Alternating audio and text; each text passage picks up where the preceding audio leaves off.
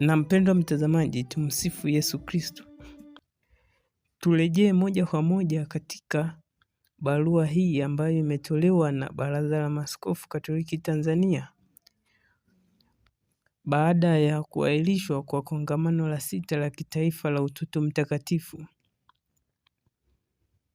Na nukuu, Catholic Secretariat Department Pastoral Reference PMS LTS 3/2026-115. Mwazama Kardinali, washamu maaskofu wakuu, washamu maaskofu, wakurugenzi wa PMS majimboni. Tumsifu Yesu Kristo. Yahusu kuahirishwa kwa kongamano la 6 la kitaifa la Utoto Mtakatifu. Mada tajwa hapo juu ya husika.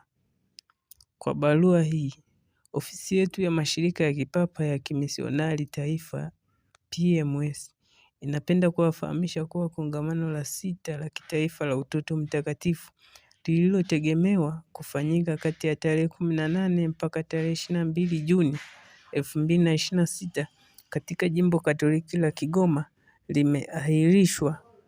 Ofisi yetu itawafahamisha siku zijazo tarehe mpya ya kongamano baada ya kuwa imeainishwa na mababa askofu wetu kupitia vikao vyao rasmi. Tunaomba ieleweke kuwa pamoja na kuthamini sana umuhimu wa kongamano hili, tumelazimika kufikia uamuzi huu mzito kwa kusukumwa na busara za kichungaji na kwa kuzingatia tathmini ya kina iliyofanywa na mababa askofu wetu kulingana na alama za nyakati. Tena kwa kusukumwa na sababu mahususi zilizo nje ya uwezo wa kila mmoja wetu.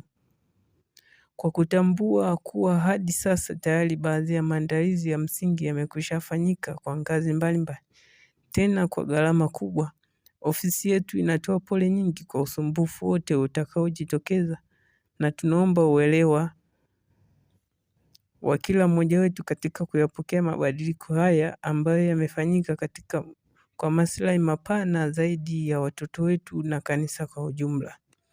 Mwisho, tunatoa pongezi nyingi kwa mwitikio mkubwa sana wa kushiriki uliojitokeza hadi sasa.